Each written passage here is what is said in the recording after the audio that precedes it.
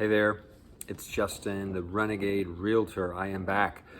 And I wanted to talk about the Second World War, inflation, and how you are going to afford that house you want.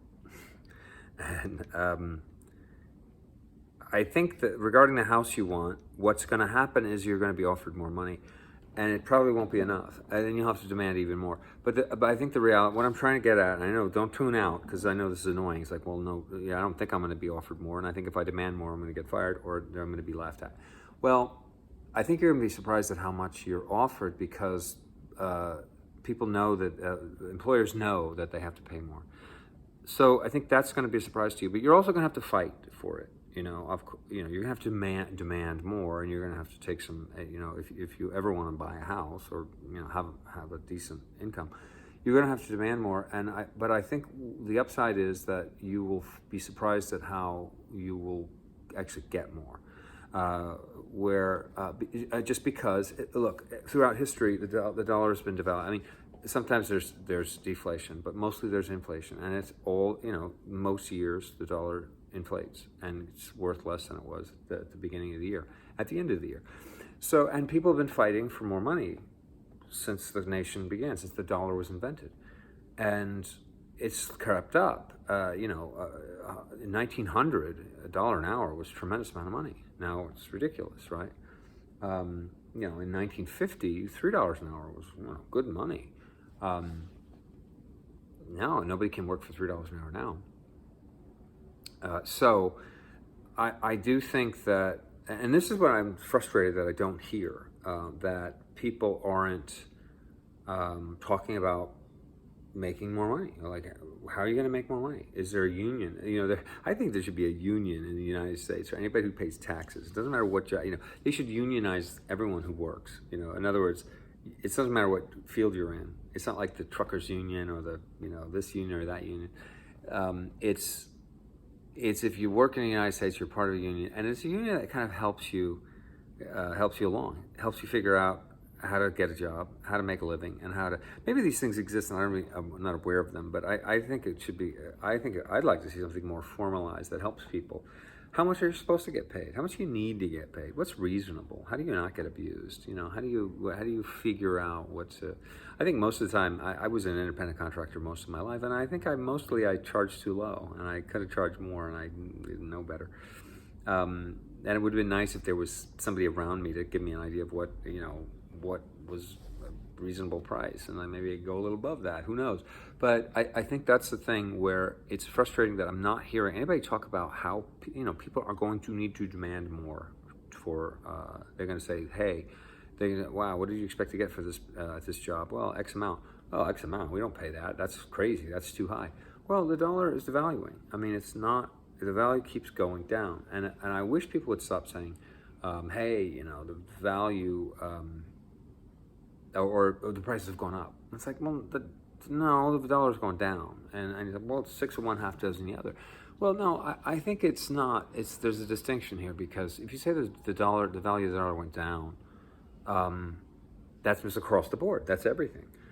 And when you say, housing has gone up, well, it's as if housing isn't linked to everything else. And like, when you say housing has gone up, what you mean, or another way to think about it, I think the right way to think about it, is to say the value of the dollar has gone down. Houses were 500,000, now they're $1 million.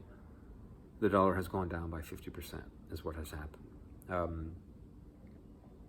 And I like it better, because I think it's much more clear as to what is going on in the economy when you frame it that way. My dad used to say they paid for half of the Second World War with inflation. That's weird. And as time went on, I realized, yeah, they sold war bonds for the war effort. They said, hey, buy war bonds because they pay. This is how they paid for everything. And people were patriotic, and they bought war bonds. And then when the federal government paid them back, the currency had been devalued by 50%. So it was easier to pay. It was easy to pay the stuff back, because it was only to pay. They only had to return in real terms 50% of what they borrowed, because the currency was devalued by half. And that's Lynn Alden, and I'll put her contact information in the comments. Lynn Alden says, "Oh yeah, I think they're trying to burn off some debt with inflation." It's like, yeah, you can say that again. I think they're probably going to try to burn off half of this debt, as they did in the Second World War. The debt has gotten astronomically huge, and I think they're going to burn off a lot of it, and it may be more than 50%.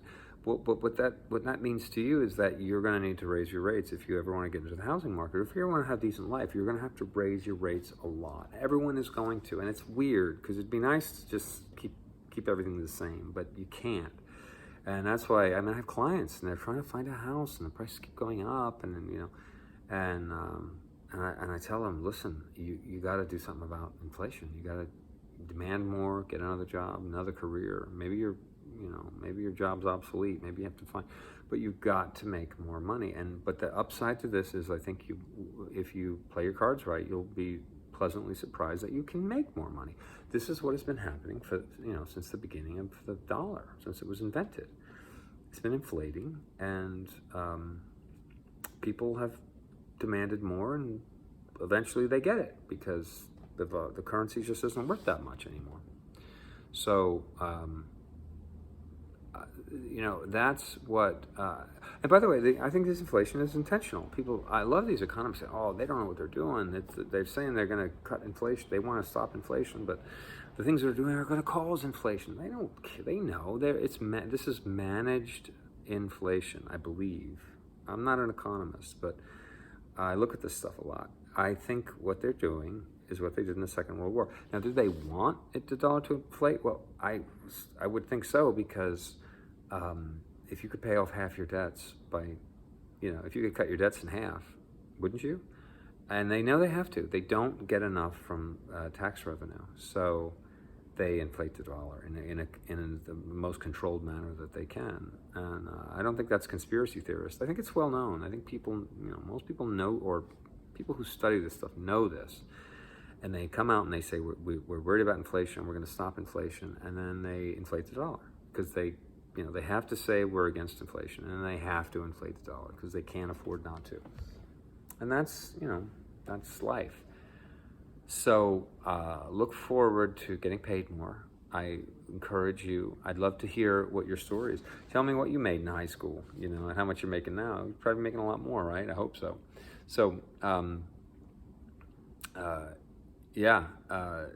please put some stuff in the comments. I'm going to put some contact for Lynn Alden, and hope to hear from you soon. Good day.